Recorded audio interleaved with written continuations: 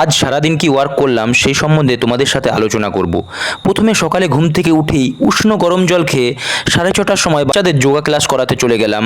তারপর যোগব্যায়াম কমপ্লিট করে বাড়িতে এসে ড্রাই ফ্রুট ইত্যাদি নিজের ডায়েটটা নিলাম। তারপর 8:30 থেকে 9:30 পর্যন্ত টিউশন পড়িয়ে বাড়িতে এসে ভাত খেলাম।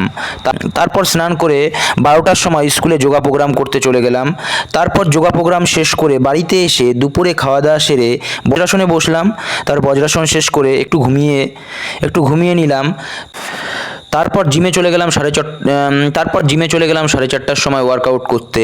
বাই দা বাই, এমনি আমার অনেক ফ্যাট লস করেছি, যোগার আসনগুলো যেন ওঠে ভালোভাবে, সেজন্য অনেক ফ্যাট লস করেছি।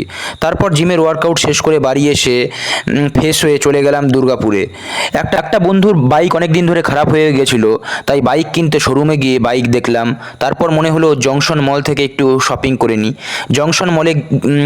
জংশন মলে গিয়ে শপিং শেষ করে বাড়ি ফেরার পথে একটু বাইকে পেট্রোল ভরলাম, পেট্রোল পাম্পে গিয়ে তেল ভরে। তারপর একটা দোকানে গিয়ে একটু খাওয়া দাওয়া করে বাড়ি চলে এলাম। তারপর রাত্রের খাবার সেরে বজ্রাসন করে ঘুমিয়ে পড়লাম। আজ এই পর্যন্তই, আবার পরবর্তী পর্বে দেখা হবে। নমস্কার।